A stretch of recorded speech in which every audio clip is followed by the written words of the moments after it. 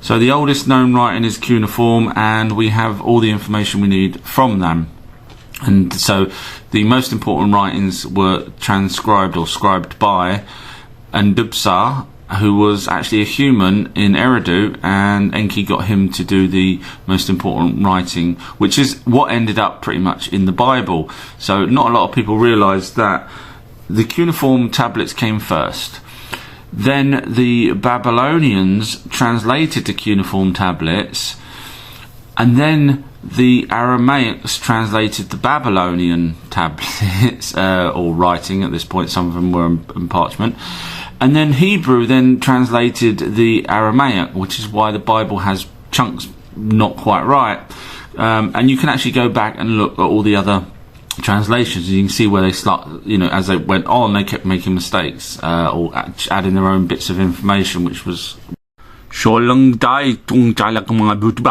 is not really a language, it's me making it up. But if you was to write a language down and start it from scratch, the chances are that, if a group of you, let's just say a whole city, maybe in Sumeria, all tried to learn the same language and write it down, you would probably end up scribbling over bits, and there's got to be some record of your attempts at making a new language. However, when you go and look at exactly where these first languages came from, Mesopotamia, Egypt, etc., and China, and then eventually China, they were all fully fledged languages. You only get a fully fledged language if a race knows that language already and not making it up as they go along. So there's no evidence whatsoever of part language, it's fully, which means it was a race that knew. The Book of the Dead. Now, I know it kind of sounds like a movie, but there was a Book of the Dead in Egypt that would explain about life after death. Now, I'm moving away from the Anunnaki for a while.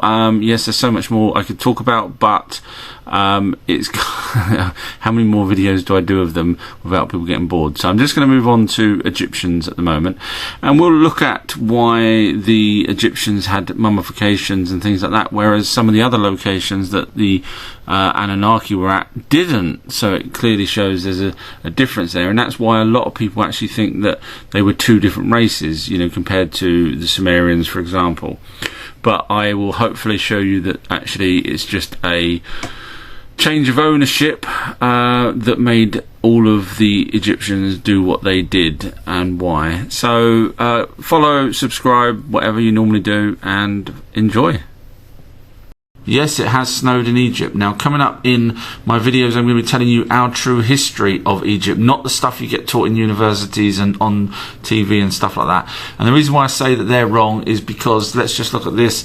Pretty much a month doesn't go by without them admitting that their dates are all wrong. So look here, they're talking now about, and this is recent, they're talking about mummies are now actually 1,000 years older than what they believed, which pushes everything back. The dates then push Cleopatra back, etc.